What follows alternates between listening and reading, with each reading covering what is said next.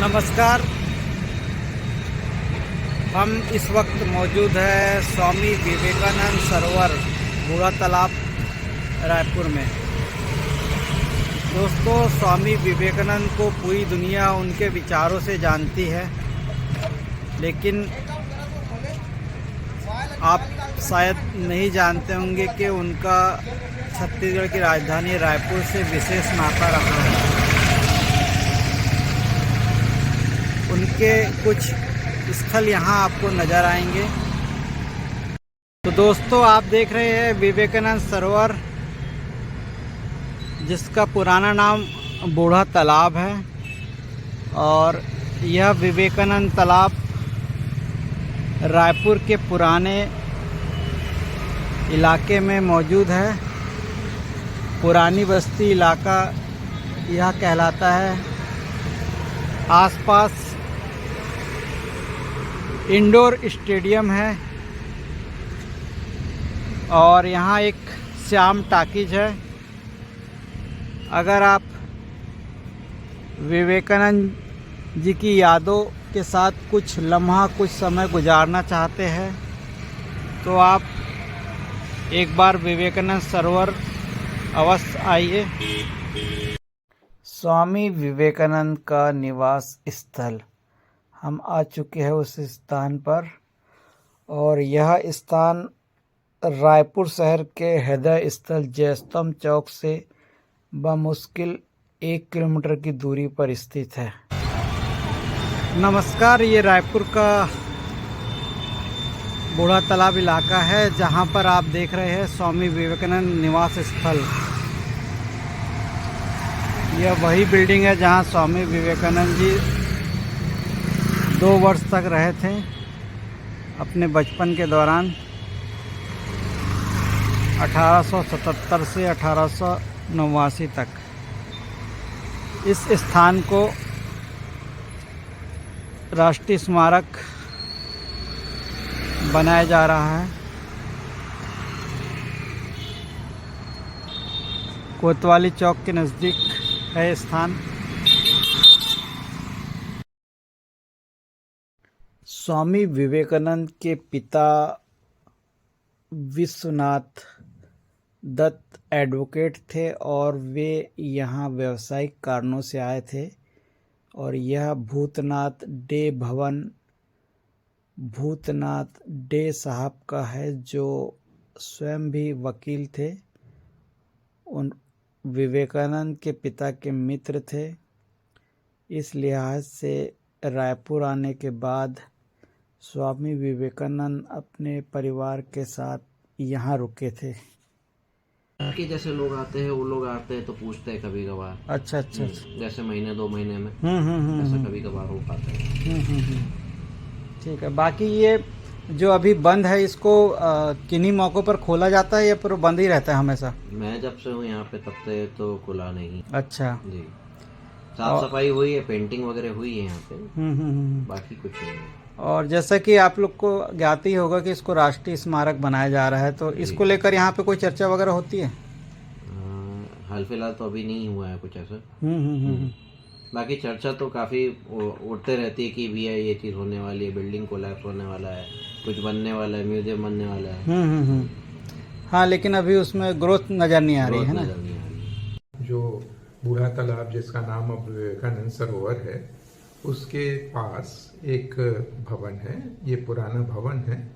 और डे भवन, Harinath day, Bhootnath day भाषा विज्ञानी थे और इनके परिवारजन वहाँ रहा करते थे। और डे एकेडमी के नाम से एक ट्रस्ट वहाँ जो स्कूल संचालित करता था, उनके परिवार के उनकी कोई पुत्री और उनके दामाद बाद में रहते थे। तो ये जानकारी मिलती है कि स्वामी विवेकानंद जब 1877 जो तिथि पता लगती है कि 1877 में जब 14 साल के थे वो, तब आए थे। बताया जाता है कि उनके पिता यहाँ वकालत के सिलसिले में आए थे। काफ़ी लंबा समय यहाँ रुकने की स्थिति बनी तो उन्होंने अपने परिवार को बुला लिया था। और और तब जैसी जानकारी मिलती है कि कलकत्ता से नागपुर और नागपुर से होके फिर वो रायपुर आए थे, इस तरह की जानकारी मिलती है। ये भी कहा जाता है कि नागपुर से रायपुर आते हुए उनको रास्ते में ही पहली बार भाव समाधि या कुछ दिव्य अनुभव हुए थे। बहरहाल उस दौरान वो लगभग पौने दो साल यहाँ रायपुर में रहे। कुछ समय वो डे भवन में रहे और उसके अलावा एक बाड़ा था जिसकी जानकारी एक बेलूर मठ के पत्र से हमको मिलती है। ये चीज़ें जो जानकारियां हैं यहाँ रामकृष्ण मिशन विवेकानंद आश्रम की संस्थापक जो स्वामी आत्मानंद जी महाराज थे, वो उन्होंने इस बारे में जानकारी एकत्र करके विभिन्न स्रोतों से जानकारी एकत्र करके उन्होंने प्रकाशित कराई थी, जिसके आधार पे ये जानकारी मैं दे पा रहा हूँ आपको। डे भवन को व्यक्तिगत रूप से मैंने देखा है, जहाँ शिलालेख लगा था कि वहाँ विवेकानंद जी रहा करते थे, लेकिन ये शिलालेख बाद में हटा लिया गया। उसका कारण शायद उनके परिवारजन जो वहाँ रहते थे उनसे भी मेरी मुलाकात थी। वो बार बार जिस प्रकार से कुछ लोगों ने और शायद उनके प्रति शायद उस तरह का भावना या सम्मान नहीं रहा होगा जो उससे वो कुछ आहत हुए थे, लेकिन बाद में शासन ने उसे पर्याप्त महत्व देते हुए उसके अधिग्रहण की तैयारी की, चर्चा की, और चूंकि उसमें स्कूल चलता था तो शासन ने व्यवस्था की कि स्थानापन्न वहीं पास में एक नया भवन बना के दे दिया जाए, क्योंकि जो डे एकेडमी है उसकी जो नियमित गतिविधियां हैं उस पर कोई प्रतिकूल प्रभाव न पड़े। एक तरफ स्वामी विवेकानंद जी की इन स्मृतियों को स्थायी रखना, दूसरी जो स्वामी विवेकानंद की भावधारा है उसके अनुकूल किसी प्रकार की गतिविधियां करना, कार्यवाही करना, ये सभी चीज़ें शासन की मंशा में रही, जो लोगों की भावना के अनुरूप भी है। तो इस प्रकार का काम होता रहा। तो दोस्तों, हमने सुना राहुल सिंह जी को, उन्होंने बताया कि किस तरह विवेकानंद जी रायपुर पहुंचे थे। Harinath academy English medium school, opposite White House, नगर निगम गार्डन।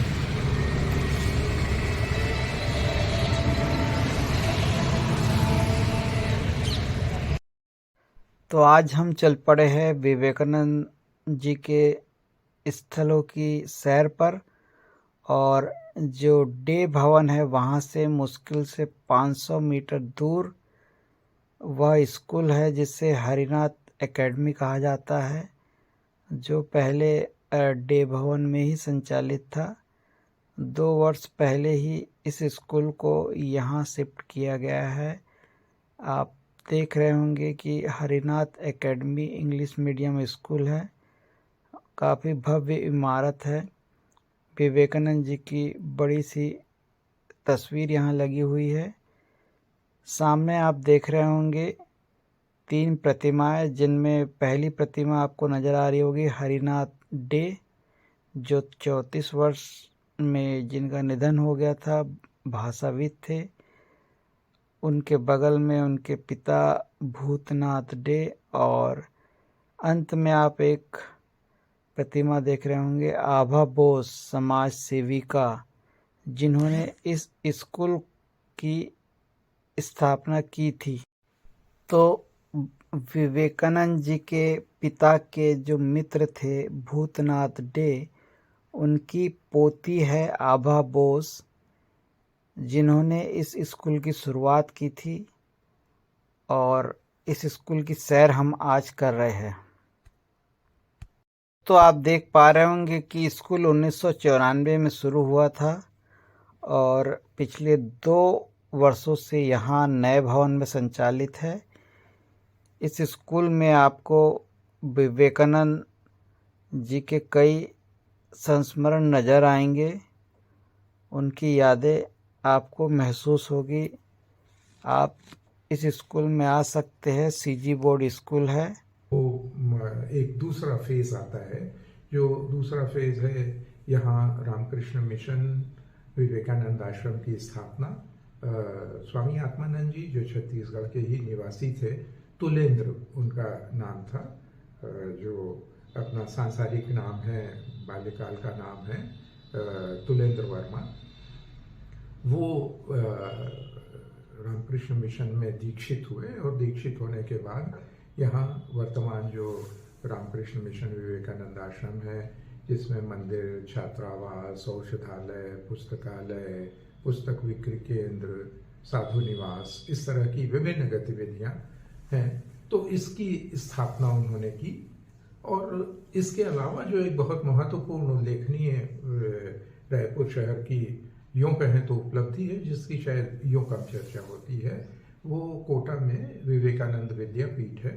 और इस विद्यापीठ के संस्थापक, वर्तमान में उसके संचालक डॉक्टर ओम प्रकाश वर्मा जी हैं। डॉक्टर ओम प्रकाश वर्मा जी स्वामी आत्मानंद जी के 5 भाइयों में सबसे छोटे जो हैं। धर्म दर्शन के स्वयं वो अध्येता रहे हैं, बहुत अच्छे वक्ता और अध्येता हैं, और एक संगठक। जिस प्रकार की गतिविधियाँ वहाँ, शैक्षणिक गतिविधियाँ, आध्यात्मिक और धार्मिक गतिविधियाँ, व्यक्तित्व विकास की गतिविधियाँ, विशेषकर अनुसूचित जाति जनजाति के विद्यार्थियों के लिए जिस प्रकार का कार्य उस संस्था के द्वारा किया जा रहा है, वो मुझे लगता है कि अगर हम कहें कि विवेकानंद भावधारा या व्यक्ति के आत्मोन्नति का जितने उपाय हो सकते हैं, उसके लिए एक बहुत महत्वपूर्ण प्रयास वो किया जा रहा है। तो दोस्तों, राहुल जी ने जिक्र किया स्वामी विवेकानंद विद्यापीठ का, और हम पहुंच चुके हैं वहां पर। तो जब आप जयस्तंभ चौक से रविशंकर यूनिवर्सिटी की तरफ, टाटीबंध चौक की तरफ आगे बढ़ते हैं, तो आपको पहले रामकृष्ण आश्रम आता है, और वहाँ से 3.5 किलोमीटर दूरी पर गुड़ियारी क्षेत्र में कोटा नामक जगह पर यह विवेकानंद विद्यापीठ परिसर आता है, जो लगभग 14 एकड़ में फैला हुआ है। यहाँ एक बहुत बड़ा गार्डन भी है। इसके अलावा आवासीय स्कूल है ST/SC के बच्चों के लिए। इसके अलावा B.Ed कॉलेज है, और पूरा परिसर सुंदर मनोरम है। यहाँ पर भी आपको विवेकानंद जी की यादें, उनके गुरु की यादें नज़र आएगी, और बहुत सामाजिक कार्य यहाँ पर किए जा रहे हैं। यहाँ पर एक प्रार्थना कक्ष है, प्रार्थना भवन है, जहाँ सुबह से तो इस हिसाब से कॉलेज खोले कि कुछ बच्चे जो रहेंगे लगातार 3 साल हमारे संपर्क में कम से कम रहेंगे, तो ये विवेकानंद की आइडियोलॉजी और धर्म का वास्तविक स्वरूप क्या है, इन सब को जाने, इस उद्देश्य से ये कॉलेज को भी खोला गया है। अच्छा, तो ये हमारे अभी एक स्कूल मेन एक्टिविटी है, B.Ed कॉलेज एक एक्टिविटी है, Vivekananda institute for human excellence एक एक्टिविटी है, और चौथा ये जो विवेकानंद विद्यापीठ है, जो ट्रस्ट है, ये ट्रस्ट से तीनों चलते हैं। और विवेकानंद विद्यापीठ ट्रस्ट से फिर बहुत से सब कार्यक्रम समय समय पर हम लोग ऑर्गेनाइज करते हैं। अच्छा, युवा सम्मेलन, परिसंवाद। अभी युवा सम्मेलन के उपलक्ष्य में 13 तारीख को विवेकानंद का अवदान विषय पर एक सिंपोजियम है। अच्छा, जिसमें वक्ता आएंगे, और जो प्रिंसिपल सेक्रेटरी हैं गवर्नमेंट ऑफ छत्तीसगढ़ के, वो भी आने की सहमति देती है। तो ऐसी आते रहते हैं। इसके पहले भी कार्यक्रम किए थे, तो टंकराम वर्मा जी आए थे, और बहुत से लोग ऐसे विभिन्न विषयों पर हम लोग कार्यक्रम आयोजित करते हैं। लीजिए। तो दोस्तों, जयस्तंभ चौक से 2 किलोमीटर की दूरी पर G रोड पर स्थित है रामकृष्ण आश्रम, और यह RD तिवारी स्कूल से लगा हुआ है। आप देख रहे होंगे परिसर में सामने नज़र आ रहा होगा मंदिर, और एक तरफ है लाइब्रेरी। यह विवेकानंद आश्रम लगभग 1960, 61, 62 में यहाँ पर शिफ्ट हुआ था। इससे पहले रामकृष्ण आश्रम की नींव श्री रामकृष्ण समिति के द्वारा 1958 में रखी गई थी। उसके बाद इस परिसर में शिफ्ट किया गया रामकृष्ण आश्रम। पूरा परिसर में अब आप जो सामने स्क्रीन पर देख रहे होंगे ये है मंदिर, प्रार्थना कक्ष। जी, ये विवेकानंद आश्रम में आपने बताया कि कुछ बड़े प्रसिद्ध हस्तियां भी आती रही विवेकानंद, जहाँ तक मेरी स्मृति है कि 12 जनवरी जो विवेकानंद जयंती के कार्यक्रम भव्य आयोजन विवेकानंद आश्रम में हुआ करते थे। मैं अपने छात्र जीवन में विवेकानंद आश्रम से जुड़ा रहा।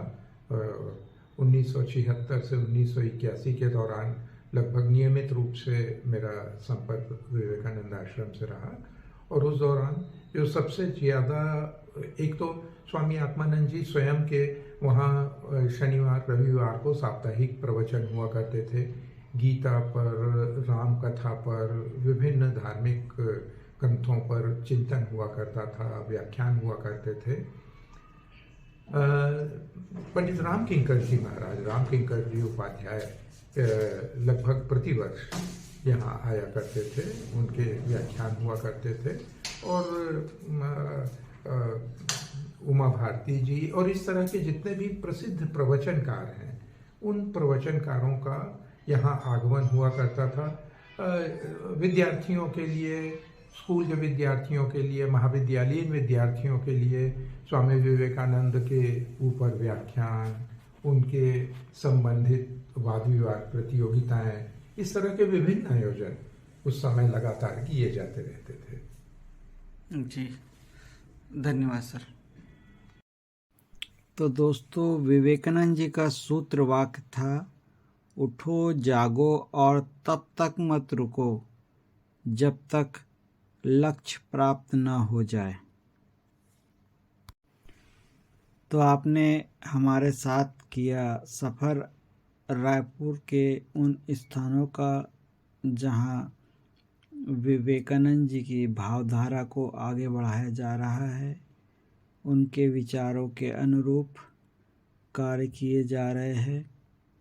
उम्मीद करता हूं कि आपको हमारा वीडियो पसंद आया होगा। अगर आपने हमारे इस वीडियो को पसंद किया है तो कृपया हमारे चैनल को लाइक करें, सब्सक्राइब करें, कमेंट करें और अधिक से अधिक शेयर करें। बहुत बहुत धन्यवाद। मिलते हैं नेक्स्ट वीडियो में।